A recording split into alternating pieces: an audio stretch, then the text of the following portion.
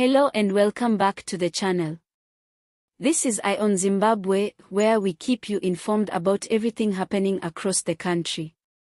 Don't forget to hit that subscribe button and turn on your notifications so you never miss an update. Let's get into today's major headline that has stirred national debate: the government's disbursement of compensation to white former commercial farmers. It's a story that takes us back more than 2 decades, but today it's very much alive and affecting the country's future. The government has officially started making payments to white farmers who lost their properties during the fast-track land reform program in the early 2000s. This policy, implemented during the Mugabe era, aimed to address historical land ownership imbalances by reclaiming land from white farmers and redistributing it to black Zimbabweans. While many supported the purpose of the policy, the way it was executed led to widespread displacement, a collapse in commercial agriculture, and severe economic fallout. Now, years later, the government is attempting to settle one of the most controversial chapters in our history by compensating former landowners, not for the land itself, but for the infrastructure and improvements they made, such as farmhouses, irrigation systems, roads, and equipment. The total compensation agreement sits at $3.5 billion. According to recent government updates, just over $60 million has already been disbursed, focusing on elderly farmers and those in financial distress. Officials say this is just the beginning, and that the full amount will be paid out in stages over several years, depending on Zimbabwe's ability to secure funding.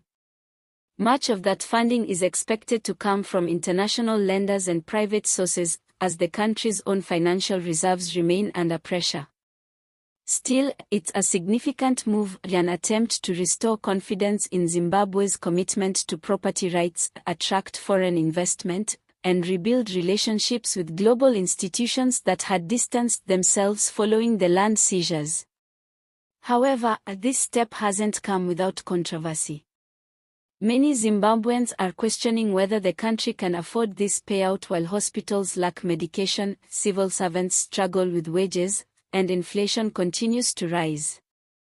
Others feel the government has failed to support black farmers who received the redistributed land, many of whom still lack access to proper tools, training, or capital to make their farms productive. On top of that, there are growing concerns about transparency. Some former farmers say they were not consulted or informed about when their payouts would come. Others are worried about corruption, favoritism, and whether the compensation will really reach everyone it's supposed to. But one thing is clear: this moment is historic.